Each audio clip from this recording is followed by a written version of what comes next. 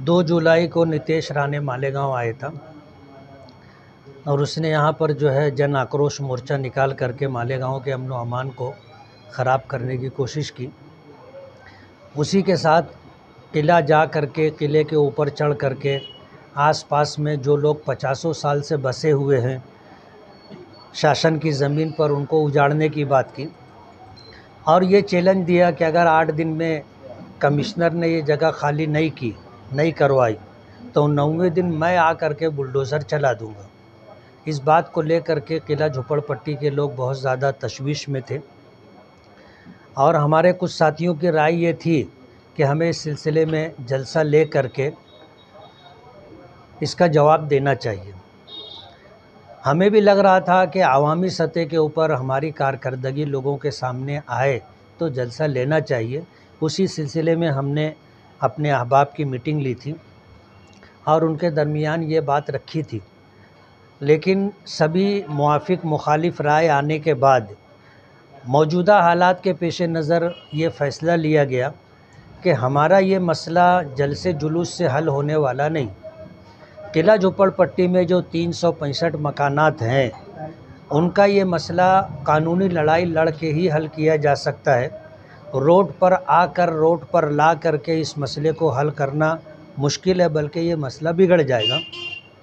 इसलिए ये फ़ैसला हुआ है कि हम लोग कानूनी तरीके से लोक आयुक्त में कमिश्नर से कलेक्टर से बातचीत करके हम इस बात की कोशिश करें कि हमारा ये मसला कानून के दायरे में रहते हुए हल हो और 50 साल से जो लोग किला झोपड़पट्टी में रहते हैं, अगर वो शासन की ज़मीन पर हैं तो शासन की ज़मीन पर किले के अंदर काकानी स्कूल 1960 से चलाई जा रही है और उनको एक मर्तबा नहीं कई मर्तबा बांधकाम एनओसी दिया गया है। तो जो लोग किला झोपड़पट्टी में बसे हुए हैं उनको भी जो है एक बांधकाम एनओसी मिलना चाहिए। वहीं उसी जगह पर उनको मालिकाना हुकूक दे करके उनको पंत प्रधान आवास योजना स्कीम के तहत पक्का मकान बना करके देना चाहिए।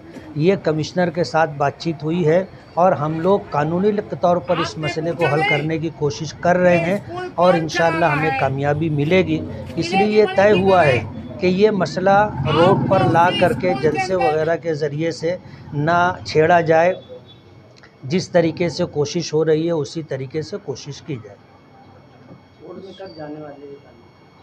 ये मसला लोक आयुक्त में है और लोक आयुक्त की तरफ से आदेश था, तो सूरज मांडरे साहब जो इससे पहले आज जो कलेक्टर है, इनसे पहले सूरज मांडरे कलेक्टर थे, वो मालेगांव आए थे।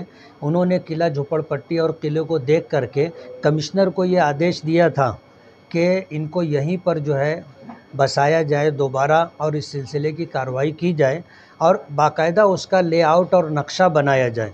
और कमिश्नर ने बाकायदा इंजीनियर को इसका आदेश लेटर भी दिया था और उसी हुक्मनामे के एतबार से कारपोरेशन के जो इंजीनियर हैं उन्होंने लेआउट नक्शा बनाया भी है। अब हमारी कोशिश ये है कि ये काम जहाँ तक हुआ था वहीं से अब आगे बढ़े, कोई नया रुख इसे ना मिले।